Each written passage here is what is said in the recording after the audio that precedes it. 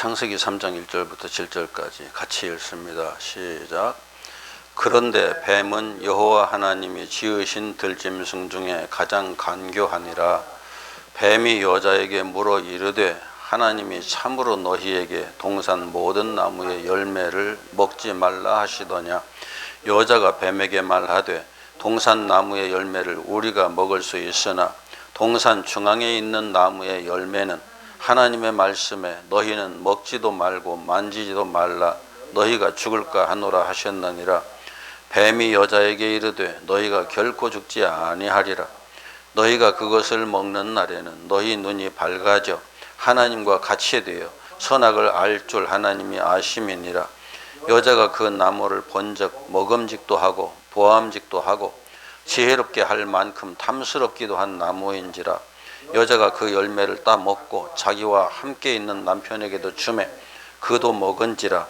이에 그들의 눈이 밝아져 자기들이 벗은 줄을 알고 무화과 나무 잎을 엮어 치마로 삼았더라.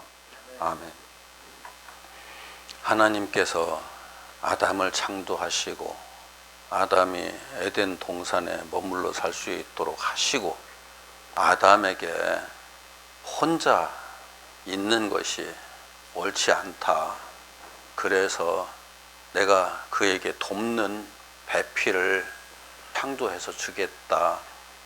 하나님께서 그렇게 생각하시고 아담을 깊이 잠들게 하신 후에 아담의 그 신체의 일부분, 여기 성경에서는 갈비와 그 갈비에 붙어있는 살 일부분을 취해서 여자로 창조하시고 그 여자를 아담에게 돕는 배필로 주셨어요. 그런데 그 아담을 돕는 배필이 된 그 여자가 가장 먼저 한 일이 무엇이었을까? 아담이 돕는 배필을 맞이한 후에 그 아내와 함께 가장 먼저 한 일이 무엇이었을까 하는 것에 대한 내용을 생각해 보면은 어떤 다른 일이 아니라 하나님께서 먹지 말라 한 선악을 알게 하는 나무의 열매를 따서 먹은 사건이에요. 하나님께서 아담에게 주셔서 돕는 배필로서 함께 하게 하신 그 여자가 사탄의 유혹을 받아가지고 선악을 알게 하는 지식 나무의 열매를 사탄의 유혹을 받아서 먹고 남편에게도 주었어요. 그런데 그 남편인 아담도 아무 반응이 없이 그냥 그대로 받아서 먹어버립니다. 여기에서 우리가 같이 생각해 봐야 할 것들이 참 많아요. 이제까지 여자의 이름이 없었기 때문에 그냥 여자라고 그래. 여자 이름은 나중에 아담이 지어주니까. 여자가 사탄에게, 여기선 뱀이죠, 뱀에게 유혹을 받을 때 아담은 어디 있었을까요? 예, 이게 굉장히 중요한 거예요. 함께 하게 하려고 하나님께서 지어주셨거든요. 이 함께라는 말이 어떤 의미냐면은, 함께라는 말이 히브리어로 임마흐라는 단어를 썼는데, 이것은 가장 기본이 임이라는 단어거든요. 임이라는 단어가 어디에 쓰이느냐면은 임마누엘 할 때 임이란 단어가 또 쓰여요.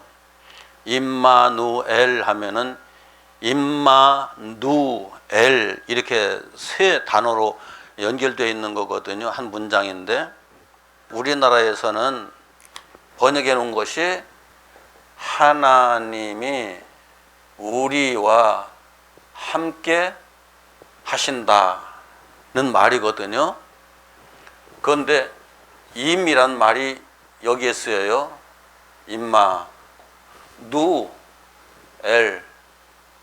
우리하고 어순이 달라요. 영어가 어순이 다른 것처럼 우리하고 어순이 달라가지고 뒤에 쓰는 말이, 맨 뒤에 붙인 말이 임마라는 우리는 뒤에 붙이지만은 히브리에서는 이게 맨 먼저 와요.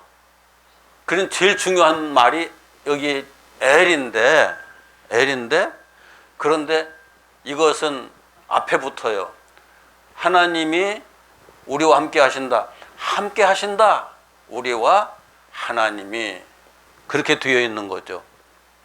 그런데 하나님께서 아담에게 여자를 주셔서 함께 하게 하신 것은 여기 요 의미를 그대로 연결시켜 놓은 거거든요. 알고 보면은 이 의미가 이리로운 거예요. 본질적으로 보면은. 그런데 이 함께라는 것은 팔짱 끼고 함께도 아니고 나란히 서서 걷는 함께도 아니고 이 함께라는 것은 하나님께서 둘이 한 몸이 되라고 말씀하셨잖아요. 하와를 지어주시면서 여자를 지어주시면서 둘이 한 몸이 되어서 탈라고. 한 몸이라는 것은 따로따로 떨어져 있지 마라. 영적으로 이것을 우리가 이해를 하면은 어느 정도 이해는 되는데 이것을 설명하기가 참 힘들어요. 물리적으로 우리가 왜 결혼식장에 가면은 신랑이 신부 세워놓고서 이제는 둘이 아니요 한 몸이라고 얘기를 하잖아요. 그런데 둘이 아니고 한 몸이라는 말이 맞던가요? 그렇게 사라지던가요? 그게 안 되잖아요. 생각이 다른데 어떻게 한 몸으로 살아갈 수 있어요? 생각이 다르기 때문에 한 몸으로 살아갈 수가 없어요. 언제나 따로따로예요. 그냥 가정에서 상의를 하고 마음을 같이 해서 가야 할 일들이 많이 있지만 그러나 궁극적으로 보면은 둘이에요. 하나가 아니에요. 그런데 맨 처음 창조된 아담과 하와는 하나님의 형상으로서의 영적 존재이기도 했어요. 영적 존재가 하나라는 의미는 하나님께서 우리와 하나가 되신다는 것은 따로 떨어져서 따로따로 걷는 하나가 아니라 이렇게 하나처럼 된 존재로서 계신다는 거거든요. 아담과 하와를 그렇게 하나가 되라고 말씀하신 거예요. 사탄이 유혹을 받을 때 아담은 어디 출장 가서 무슨 일이 벌어지는 줄도 모르고 있다가 하와가 와서 열매를 먹으라고 하니까 덥석 받아 먹었다. 그게 아니고 그 자리에 같이 함께 있었는데 사탄이 아담에게 말을 걸은 것이 아니라 하와에게 말을 걸은 거예요. 그래서 하와가 들어보니까 그럴듯하거든요. 말을 들어보니까 그럴듯하다는 것은 어떤 의미일까요? 내 마음이 어떻게 되었다는 거예요. 내 마음이 그쪽으로 갔다는 얘기잖아요. 말을 들어보니까 내 마음이 그쪽으로 갔다.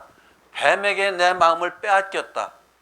사기를 당할 때 우리가 사기꾼에게 마음을 먼저 뺏기나요? 돈을 먼저 뺏기나요?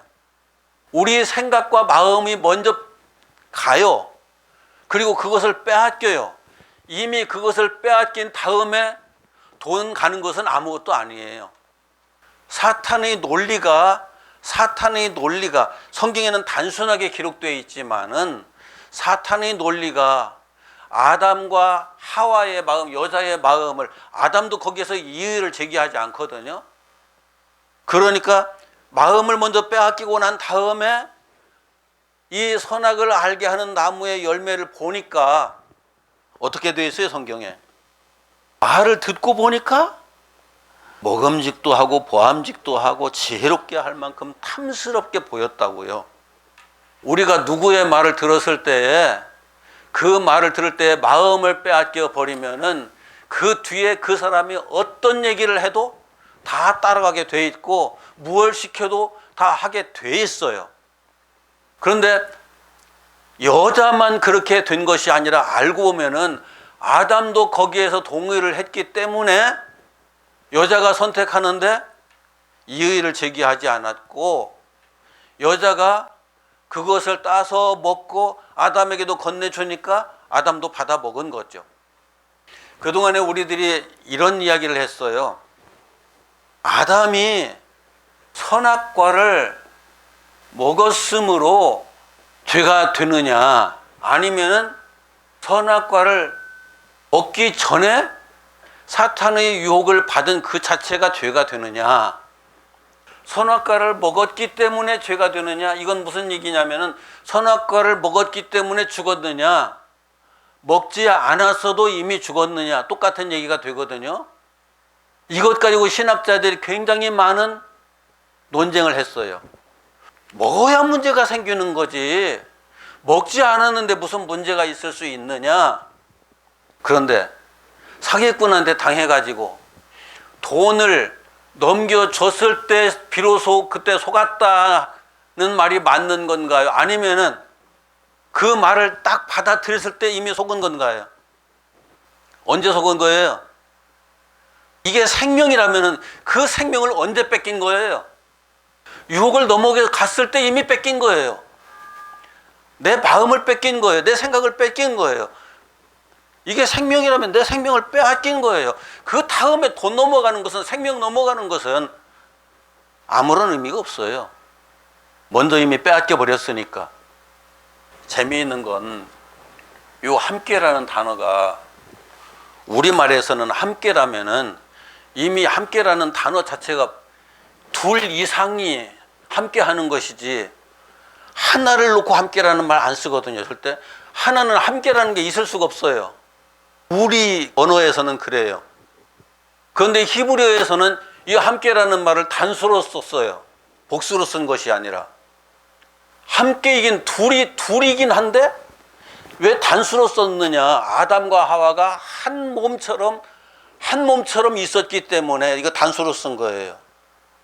아담과 하와를 나누어서, 여자를 나누어서 생각하는 것이 불가능하도록 만들어 버린 거예요.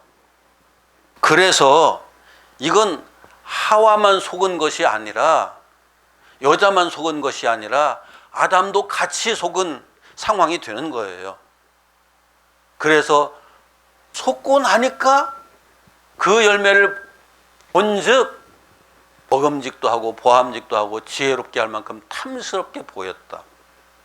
우리가 사기꾼의 말을 들었을 때에 거기에 대한 어떤 이야기를 쫙 하잖아요. 들으면서 그렇게 될 것 같아 라고 마음을 빼앗기는 순간에 똑같은 현상이 발생하거든요. 그 뒤에 뭘 하라고 그래도, 무슨 말을 해도 정말 다 그렇게 될 것 같은 그 믿음 속으로 빠져들거든요.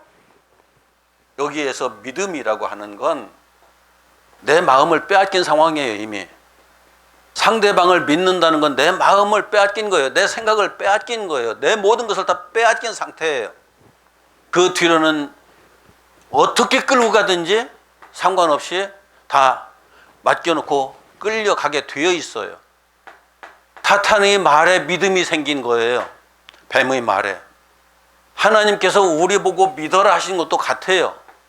그 말씀을 들을 때에 믿음이 생기면은 하나님께서 하시는 말씀 하나하나가 다 진리처럼 들리거든요.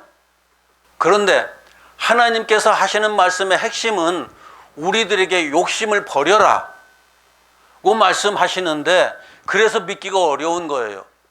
사탄이 하는 말은, 우리를 사기치기 위해서 하는 사기꾼은 우리들에게 욕심을 버리라고 하나요? 욕심을 따르라고 하나요?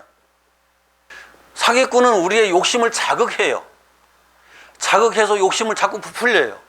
부풀려가면서 그것이 내 꿈이고 내 소원이야, 이대로 하면 내 꿈과 소원이 이루어져 라고 말을 해요. 하나님은 그 욕심을 버려, 그 욕심 때문에 내가 망해 라고 말씀하셔요. 이 근본적인 차이가 엄청 크거든요. 그런데 우리들은 어떤 소리가 듣기 편해요? 욕심을 버려 하는 게 받아들이기가 참 힘들어요. 욕심을 버려 하는 게 받아들이기가 무척 힘드는 게, 우리는 희망이 있거든요. 우리가 원하는 무언가가 있거든요. 우리가 원하는 무언가가 있는데 그것을 내가 버려야 돼 라고 하는 것 자체가 나는 허무한 존재가 될 거야 라고 생각하는, 그쪽으로 가버리니까. 그런데 사탄은 그건 내 꿈이야, 내 비전이야, 그것을 꼭 붙들고 그것을 완성시키는 사람이 되면 얼마나 좋아, 그렇게 끌고 가는 거죠. 이게 옳고 그른 것을 판단하는 지식을 내가 갖지 마, 버려, 가졌더라도 버려 라고 말씀하시는 하나님의 말씀과 옳고 그름에 판단하는 지식을 내가 가지고 있어서 그것을 가지고 모든 걸 판단하고 모든 것을 내가 주권적으로 결정을 해야 되는 거야. 어느 게 설득력이 있을까요? 선악이라는 말이 옳고 그름이라는 말과 다른 말이 아니라 똑같잖아요. 선한 것은 옳은 것이고 악한 것은 그른 것이잖아요. 내가 옳고 그름을 판단하는 것을 내려놓고 더 이상 그것 판단하려고 하지 말고 버려, 그걸 버려 라고 말씀하시는 하나님의 말씀을 우리가 받아들이기가 쉬울 것 같아요? 나는 그런 멍청이가 되잖아요. 그렇잖아요. 아무것도 판단하지 말라니. 그건 그렇게 되면 나보고 어떻게 살라고요? 그런데 내가 그 지식을 가지고 내가 모든 걸 판단해 가면서 내가 인생을 내가 원하는 대로 그 꿈을 이루면서 사는 존재가 되어야지. 어느 게 더 논리적으로 들려요? 사탄이 하와에게 그랬다고요. 아담과 하와에게 그랬다고요. 그런데 하와는 돕는 배필로서 뭘 도왔어야 할까요? 제대로 된 돕는 배필이라면은 하나님의 말씀에 먹지 말라고 했으니까 심지어 만지지도 말라고 하는 것처럼 들었어요. 내가 죽는다고. 얘가 아무리 그럴듯하게 얘기를 해도 하나님의 말씀에 이해가 잘 되지 않아도 이것은 하나님께서 처음 말씀하신 것하고는 근본이 달라. 원리가 달라. 기준이 달라. 그러기 때문에 이건 아니야 라고 아담을 도왔어야 되는데, 보필했어야 되는데 그렇게 하지 못했어요. 이것이 진짜처럼 들렸거든요. 너무너무 합리적으로 들렸거든요. 우리들이 이 땅에 살면서 합리적인 생각을 하지 말라는 거 아니에요. 지금 우리는 그렇게 생각을 해야 돼요. 맞아요. 그런데 그 합리성을 어디에다 맞추어야 될까? 하나님의 진리에 맞추어야죠. 그런데 우리는 처음부터 끝까지 계속 사탄의 논리, 육신의 논리, 이 땅의 논리에다 맞추어서 합리성을 생각을 하거든요. 그렇기 때문에 그 합리성에서 벗어나는 것이 너무너무 힘들어요. 불가능해 보여요. 사탄이 하는 말을 듣고서 매우 합리적이에요. 그대로 하면은 너무너무 좋을 것 같아요. 그래서 열매를 따서 먹어가면서 아담에게도 줬어요. 그런데 아담은 그게 아니야라고 생각했을까요? 한 몸이에요. 한 생각을 하는 사람들이에요. 같은 생각을 하는, 같은 행동을 하는 한 몸으로 함께 했어요. 그러니까 이걸 건네주니까 아담도 동의했다는 거잖아요. 먹었어요. 그 순간에 아담과 하와가 하나님의 형상을 잃어버리고, 자, 하나님의 형상을 잃었다. 하나님께서 주신 생명을 잃었다. 생명이라는 게 도대체 뭘까요? 어제 과학 프로그램, 그 유튜브에서 나오는 과학 토론을 하는 프로그램을 잠깐 봤는데, 우리 인간의 모든 부분들을 다 논리적으로 복제해 가면서 그냥 창조할 수도 있다, 만들 수도 있다. 다른 부분은 다. 그런데 뇌는 건드리지 못한다, 아직까지. 왜? 뇌라고 하는 이것이 논리적인 구조가 너무 복잡하기 때문에 이것을 만들지 못할 뿐만이 아니라 뇌의 한 부분을 잃어버렸을 적에 거기에 무슨 종양 같은 것이 생각해가지고 문제가 생겨서 그걸 딱 잘라내버리고 뇌를 새로운 다른 사람의 뇌라도 갖다가 붙여가지고 정상화시킬 수 있느냐? 그거 불가능하다. 논리지만은 이게 법이거든요.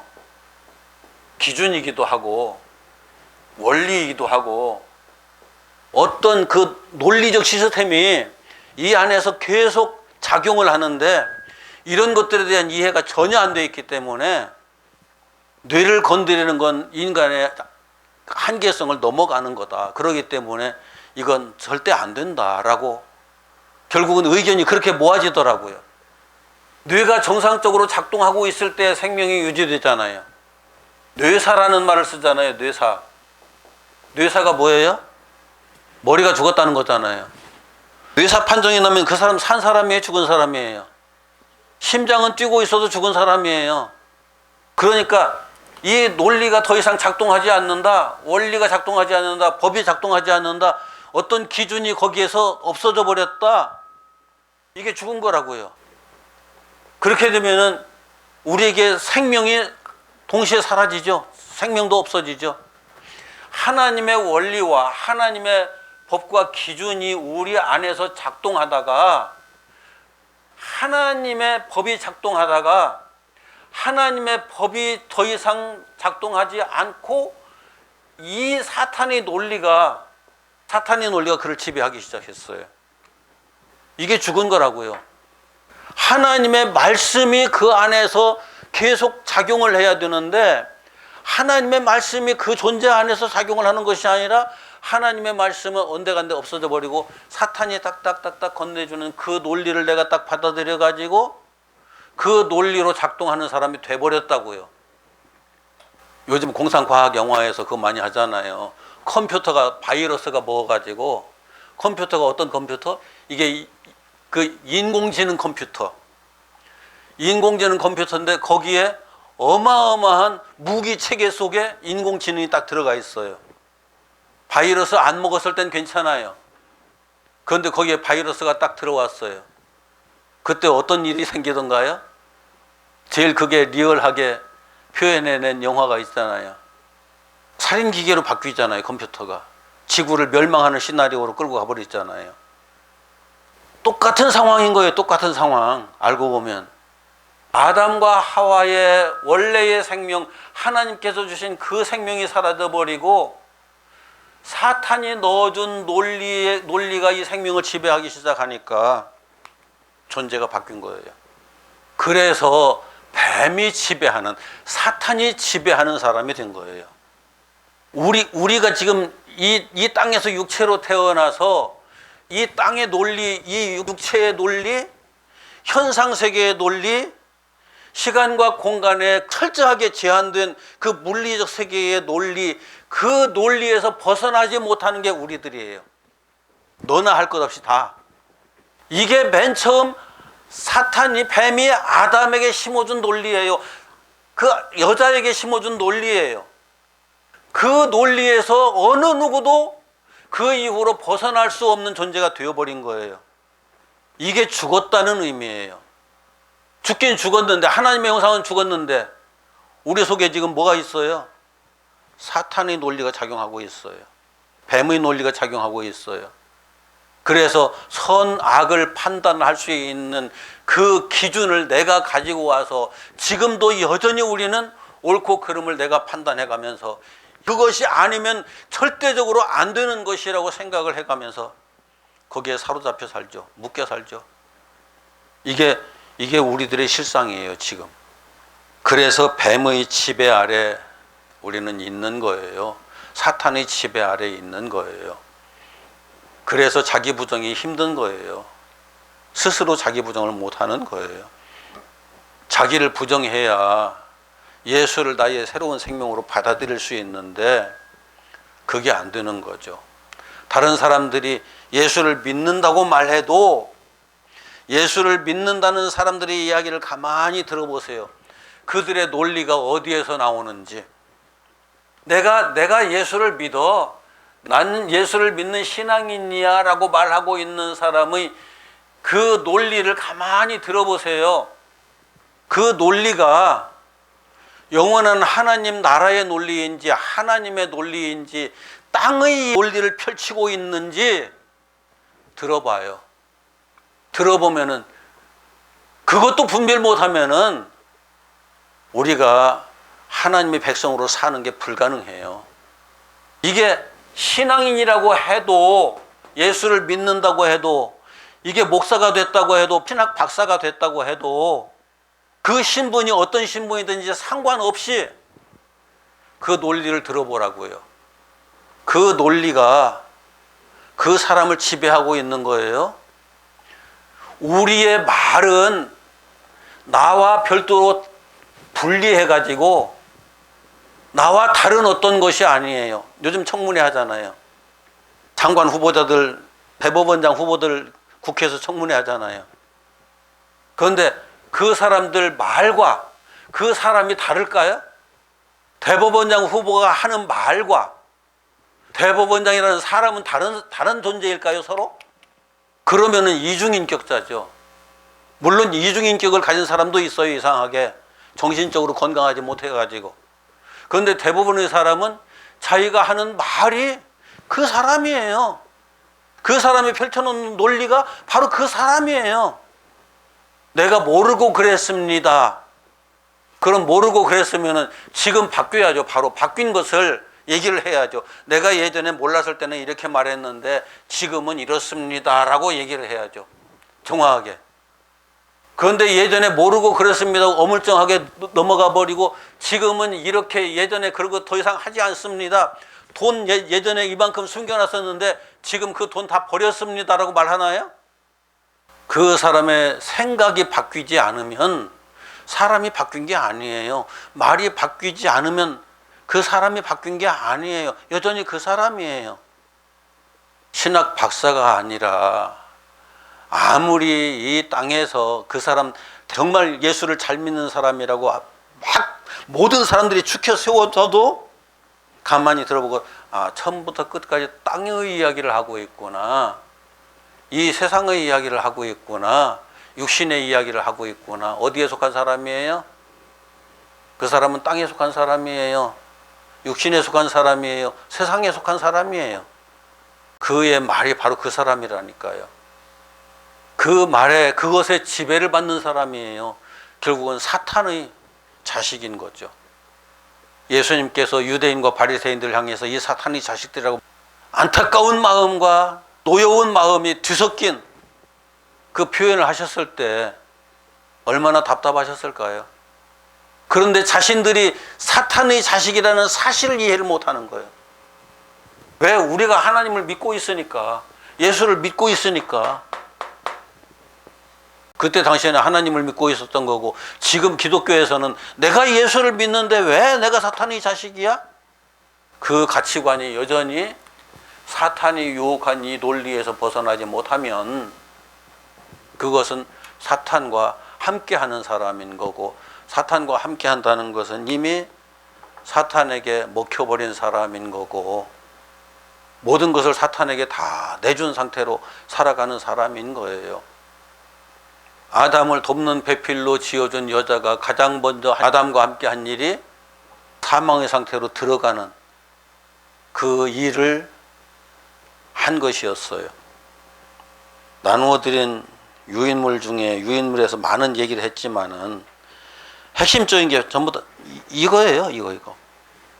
우리가 그동안에 교회 안에서 아담은 하나님께서 맨 처음 창조하셨을 때 완벽한 존재로 창조했을 거다. 그렇게 생각했어요. 그리고 여자도 그 아담의 일부분을 취해서 만들었기 때문에 완전한 사람이었을 것이다. 완전한 사람이었던 건 맞긴 맞아요. 그런데 어떤 완전이었느냐? 하나님의 형상으로서의 완전이 아니고 그냥 한 인간으로서 완전함인데, 그런데 거기에는 많은 문제가 아직 남아 있었어요.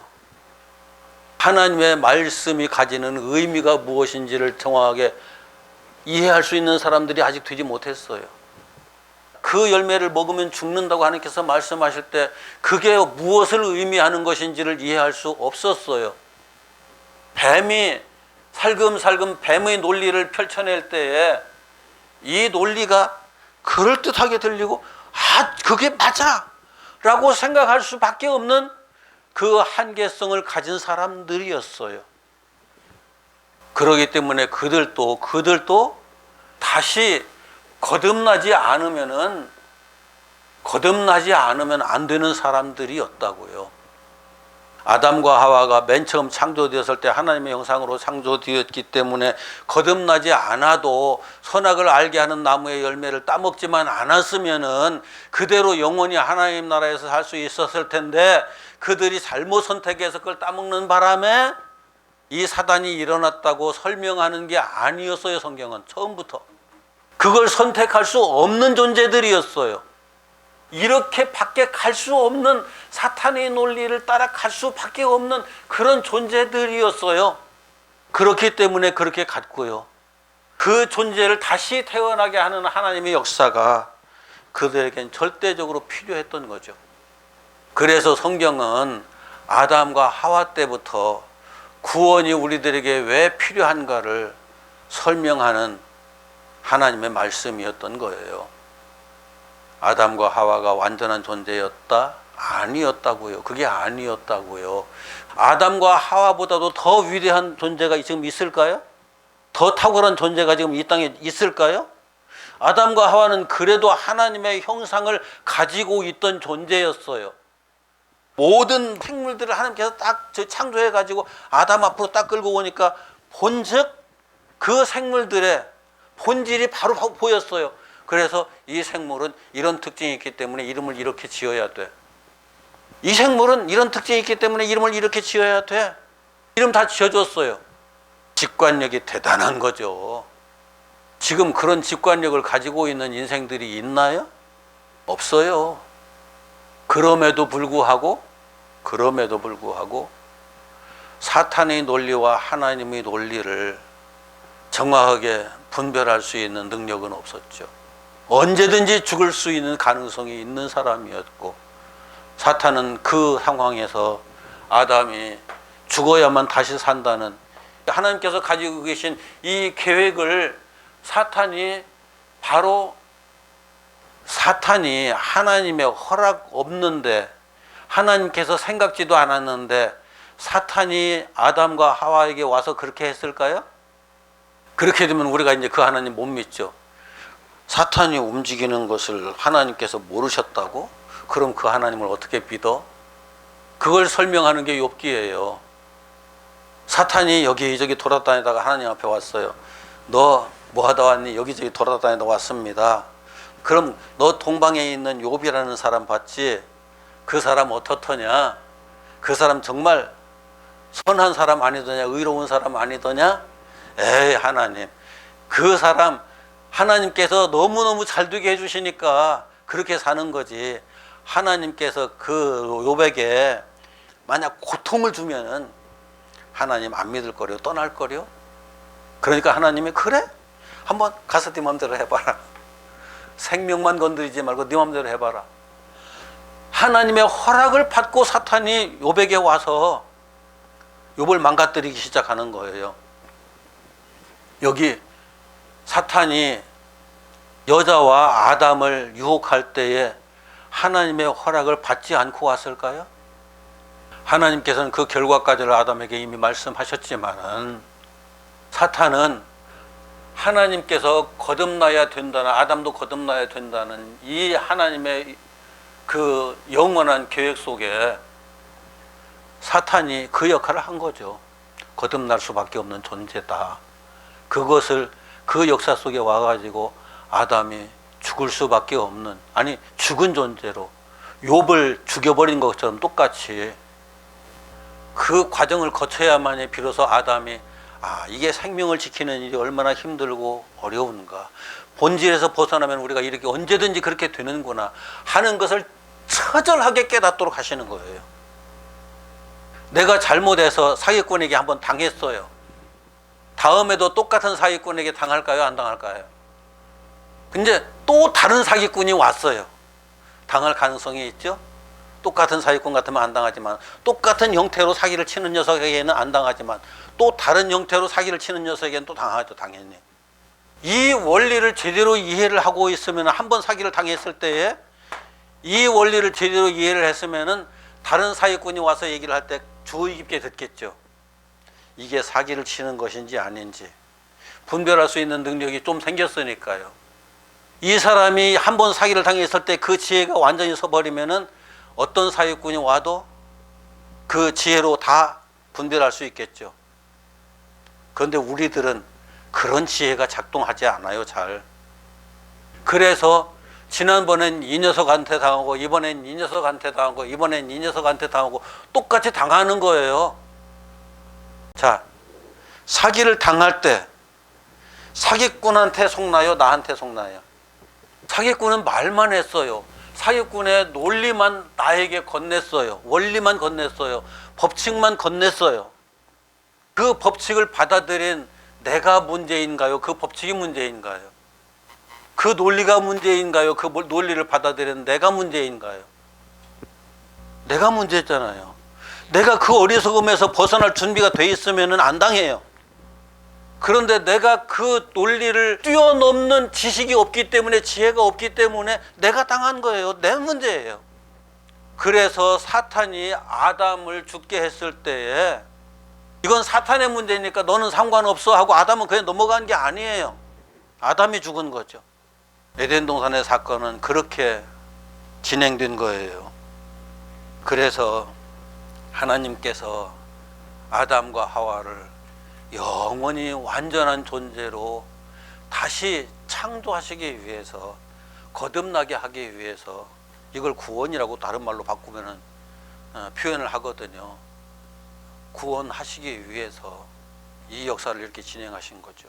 우리가 그동안의 신학자들이 이 문제를 가지고 수많은 이야기들을 했지만, 이렇게 정리가 될 때 비로소 하나님의 말씀이 처음부터 무엇을 말씀하고 있었는지를 알 수 있게 돼요. 놀라운 것은 창세기가 언제 기록됐느냐면은 지금부터 대략 3,500년 전에 기록됐어요. 지금 신약 역사가 2000년 됐잖아요. 예수님께서 이 땅에 오시기 1500년 전에 모세에 의해서 창세기가 기록이 됐다고요?